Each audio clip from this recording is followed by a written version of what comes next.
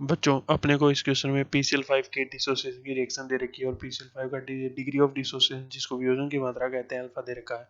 ये अल्फा 1 के कंपैरिजन में नेग्लिजिबल भी है, नगण्य है। इसके साथ में बोला है कि ये जो अल्फा और पी है, पी यानी टोटल प्रेशर है, उसके बीच में क्या रिलेशन होगा।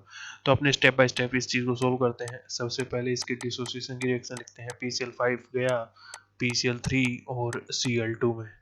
तो सबसे पहले हमने t बराबर 0 पर इसका 1 मोल ले लिया आफ्टर टाइम t। इसमें से अगर जो है हमने अल्फा लिया डिसोसिएशन तो ये हो गया अल्फा और ये हो गया अल्फा। अब टोटल मोल्स अपने पास आ गए हैं, तो हर अपने Kp लिखना चाहे तो Kp लिख सकते हैं। Kp बराबर हो जाएगा partial pressure of PCl3 partial pressure of Cl2 divide by partial pressure of PCl5। अब ये रखा हमने, तो इसकी वैल्यू अपने नेक्स्ट स्टेप में यहाँ इस तरीके से लिख रहा हूँ मैं। तो Kp बराबर हो जाएगा, देखिए पहले लिखना है पार्शियल प्रेशर ऑफ PCl3, तो अल्फा इसके मोल है डिवाइड बाय टोटल मोल हो जाएंगे 1 प्लस अल्फा इंटू प्रेशर आ रहा था P, तो इंटू P। अब जितने मोल PCl3 के थे उतने ही मोल Cl2 के हैं, तो इसका भी पार्शियल प्रेशर उतना ही हो जाएगा into P divided by partial pressure of PCl5, उसके मोल है 1 माइनस अल्फा, टोटल मोल है 1 प्लस अल्फा इंटू P।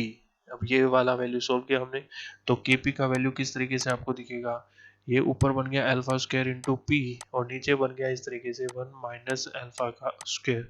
और बेटा 1 माइनस अल्फा जो है, अब अल्फा जो है वो एक के कंपेरिजन में नेग्लिजिबल है, तो ये वैल्यू हो गया, हमने अल्फा स्क्वायर को कर दिया नेग्लिजिबल, तो अल्फा स्क्वायर जो है वो किसके बराबर आ गया, Kp अपॉन P, या कह सकते हैं अल्फा बराबर आ गया Kp अपॉन P का अंडर रूट, जिससे अपने कह सकते हैं कि alpha is directly proportional to 1 upon root P, जो कि दिया गया है ऑप्शन बी में। तो यही अपना करेक्ट आंसर हो जाएगा।